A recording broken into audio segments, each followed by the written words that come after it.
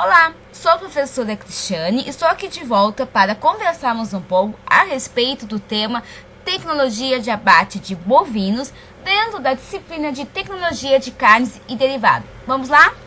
Bom, a tecnologia de carnes ela se inicia no local de criação. Basicamente, em linhas gerais, há dois tipos de manejo. Um que é o manejo onde o animal é criado solto. Ele se alimenta basicamente de pastagem, mas requer uma extensa área justamente de pastagem para que todo o rebanho se alimente com qualidade.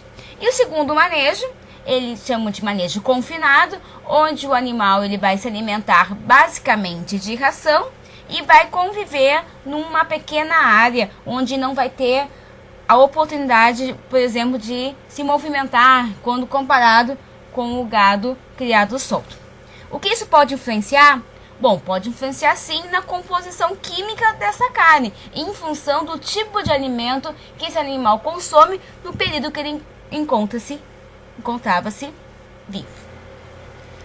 Bom, o transporte do local de criação até o abatedouro já é considerado o primeiro fator que o controle de qualidade tem sim que se preocupar, porque esse transporte deve ser efetivado na maneira assim mais calma possível, porque a partir que o animal sai do local de criação, ele não vai mais se alimentar, ele já vai entrar no que se chama de dieta hídrica. Além disso, há uma recomendação que esse transporte seja o mais próximo possível do local de abate para evitar o estresse do animal. Porque quando o animal se estressa, há um aumento de todo o metabolismo deste, o que pode ocasionar perdas importantes das reservas de carboidratos desse animal, que vai ser muito importante quando se instalar o metabolismo anaeróbio logo após a sangria. Isso é muito importante na transformação bioquímica do músculo estriado esquelético em carne, mas esse assunto para um outro vídeo. Voltando à tecnologia de abate de bovinos, então esse transporte é feito, por exemplo, nesse tipo de caminhão está sendo demonstrado aqui, são caminhões abertos, inicialmente não é o melhor tipo de transporte, mas aqui no nosso país, a maioria das matérias-primas, elas são transportadas por via rodoviária, né? Então, isso aí já é bastante problemático, porque o animal, por mais que seja o motorista mais calmo do mundo, a melhor estrada, asfaltada, sempre pode ter algum inconveniente durante esse trajeto. Quando chega no abatedouro, o animal, então, os animais, eles são pesados, né? Na verdade, o que é pesado é justamente o caminhão, tá? E aí, você pode ver na foto à esquerda, tem toda ali uma tubulação com fios que vai, então, captar esse peso e vai, então, registrar a entrada desse lote. Logo após, tá? Os animais, então, eles vão ser descarregados com, né, maior calma possível, para evitar qualquer tipo de contusão, que se pode inclusive haver perda do animal em função de uma contusão durante esse transporte, tá? E eles então são transferidos para lugares específicos, conhecidos como currais de repouso, onde ele vai permanecer ali até o momento da insensibilização, abate, sangria e etapas subsequentes. Como vocês podem ver nessas fotos, né? Durante então a permanência do animal nos currais de repouso, já vai ocorrer também a dieta hídrica, como já comentei, ou seja, o animal vai ter apenas acesso à água para evitar perda e desidratação, né? Quando eu digo perda de peso vivo, por motivos de desidratação, tá? E também o animal, ele vai ter oportunidade de efetuar a limpeza do seu intestino, porque fezes que permanecem no trato intestinal podem vir a contaminar a carcaça se a evisceração não for feita o mais breve possível, após o abate sangria. Conforme o animal vai passando de currais para outros adiante, ele vai chegar até um ponto onde ele vai receber um banho de aspersão.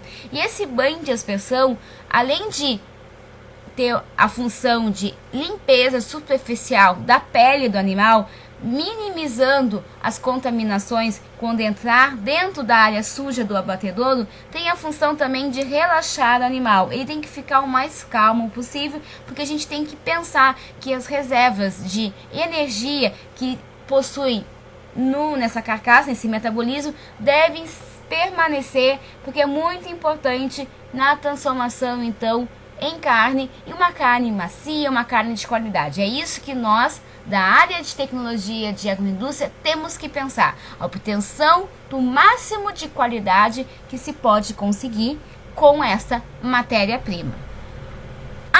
Próximo desses currais de repouso, tá, um curral separado que é denominado de curral de sequestro.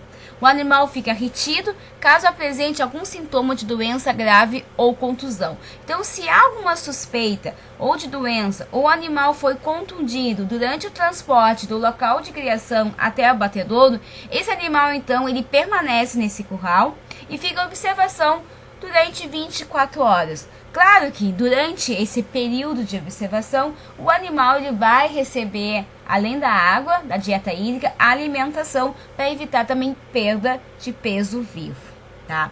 Caso passe as 24 horas, ou seja, no dia seguinte, elimina-se a suspeita.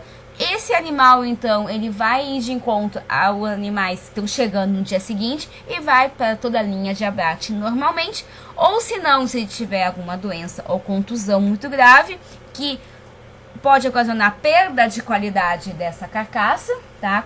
Enquanto carne, vai para o sacrifício direto e essa carcaça, então, ela é descartada, ou seja, não é utilizada para alimentação.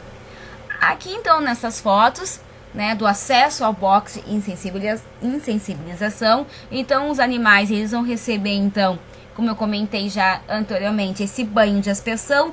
Na foto à direita dá pra gente ver os focos de aspersão são nas patas para limpeza, né, para evitar que sujidades elas entrem no frigorífico, e quando se efetuar a esfola, que é a retirada da pele, que depois de curtida vai virar o couro, não vá contaminar o músculo, que é a nossa carne. E também tem aspersão na parte superior, que vai também fazer essa limpeza, mas também ela tem o objetivo de relaxar o animal o máximo possível. Aqui essas fotos também estão demonstrando, né, a parte de banho de aspersão. São pequenos lotes, então conforme esses lotes vão avançando, outros animais também vão chegando e passam pela essa mesma etapa.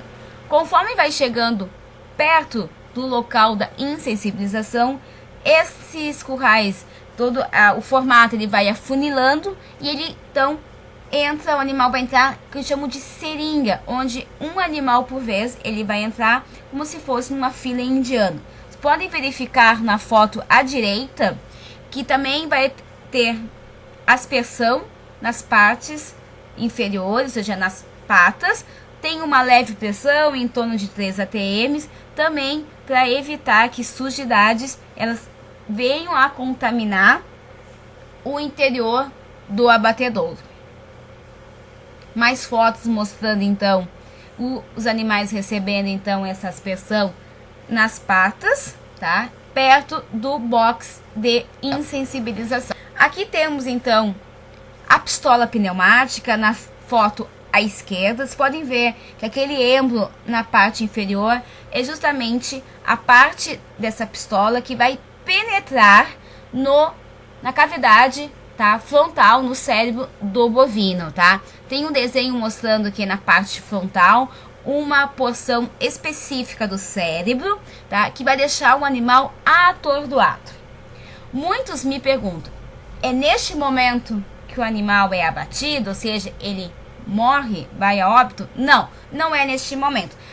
Aqui ele vai ser atordoado. Isso que preconiza a legislação que trata do abate humanitário. Ou seja, o animal ele sofre esse atordoamento para que ele vá ser abatido, sangrado, sem que ele sofra alguma espécie de dor. Então, por isso que ele passa por essa etapa. Como é que o operador faz? Ele vai então criar um X imaginário, tá? Traçando duas linhas retas, da orelha do animal em direção aos olhos, e a intersecção desse X, dessas duas linhas retas, vai ser o ponto onde a pistola então tem que ser acionada e o animal atordoado.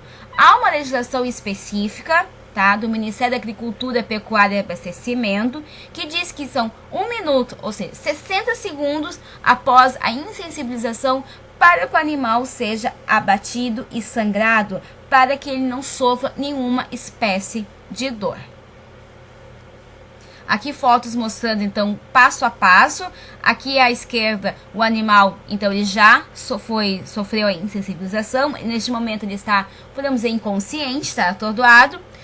Aqui então ele vai entrar, tá? Esse aí é um modelo de frigorífico. Ele vai entrar para a parte interna, que é a área suja, onde é feita a sangria, o garroneio, esfola, evisceração, toalete. Tá? Então, quando o animal ele entra nessa área que chamam de área suja, tá? O animal atordoado ele vai ser içado pelas patas traseiras e toda a linha de abate então é para um trilhamento aéreo. Então tem um operador do outro lado dentro da área suja que vai receber esse animal atordoado e rapidamente vai então içá-lo pelas patas traseiras. Então é o que está demonstrando as fotos a seguir. O içamento do animal. Então, primeiro ele começa por uma das patas, depois ele aciona um mecanismo onde o animal vai sendo içado, ele vai então para a parte aérea e eles prendem a segunda pata do animal. Neste caso, a partir dessa etapa, o operador ele vai receber um jogo de duas facas, tá? De cabos de cores diferentes. Então vamos, por exemplo, dizer uma de cabo branco e outra de cabo amarelo. Tá? E ele vai fazer então duas operações. A primeira, como demonstrado na foto à esquerda, ele vai então cortar a pele do animal para ter acesso aos vasos da carótida, tá? E a veia jugular. Depois ele vai colocar num esterilizador essa faca e vai pegar a outra de cabo de outra cor. E quando ele está fazendo a punção desses vasos, a outra faca está sendo esterilizada a mais ou menos 82 graus Celsius, tá? E aí faz toda a esterilização da lâmina, para que não tenha contaminação de uma carcaça para outra. A foto da direita está representando o operador fazendo a punção, tá? Ele tem experiência, ele sabe a posição, então ele vai enfiar o seu antebraço e fazer essa punção, e é feito de maneira muito rápida. Há também, neste momento concomitante, a realização da estimulação elétrica, que é uma operação que tem sido usada cada vez mais, que ela tem inúmeros efeitos positivos, podemos dizer assim, tá? É um choque de baixa voltagem, feito rapidamente, tá? Fondo de 80 volts. E o que vai acontecer? Ele vai favorecer a retirada do sangue na etapa de sangria após a punção das veias e artéria, tá? Da veia e da artéria, ou seja, dos vasos sanguíneos. Mas também ele vai fazer com que ocorra a extensão do sarcômero. Isso é muito importante para que o frigorífico consiga, dentro de 24 horas, a obtenção de uma carne macia de qualidade. Caso não ocorra isso, e se optar em colocar a carcaça em uma temperatura de refrigeração, quando ainda a carcaça está quente, ou seja, a temperatura de quando o animal estava vivo, que é em torno de 37 graus, pode ocorrer um fenômeno conhecido como encurtamento pelo frio. Vamos falar um pouquinho mais em vídeos posteriores. Mas basicamente é isso, a carne pode ficar mais dura por mau emprego de temperatura. Mas hoje se consegue, com o auxílio da estimulação elétrica, justamente isso, fazer com que o animal, ou seja, a carcaça, receba esse choque, ocorra a extensão dos sarcômeros e, consequentemente, das fibras, e assim não tem como ocorrer o encurtamento, porque isso aí, como se estendeu, meio que dá um equilíbrio, porque se encurtar para o uso de uma temperatura já de refrigeração logo após o abate, não vai fazer com que a carne fique dura, porque a fibra teve essa extensão, esse plus de extensão. outras fotos mostrando então o momento exato onde começa a sair o sangue. Em média, 80% do sangue é retirado nessa etapa.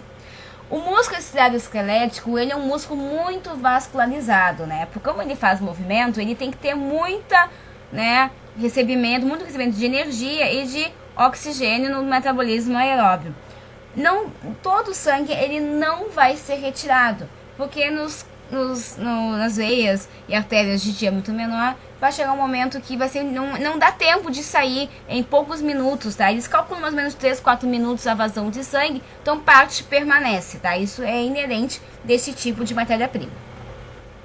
A higienização em todo o processo, ela é muito importante, então já comentei anteriormente aqui da higienização sistemática das facas, tá? De 82, 85 graus Celsius, tá? Mãos do operador também, ele vai fazer isso, né? Imagine, tem que lavar o antebraço rapidamente entre um animal e outro, tá? Assim como os pisos têm que ser higienizados, né? Mesmo durante o processo, claro que uma higienização muito mais rigorosa é feita ao final do abate, mas durante este também tem que se pensar que não é interessante ter acúmulo de matéria orgânica no piso.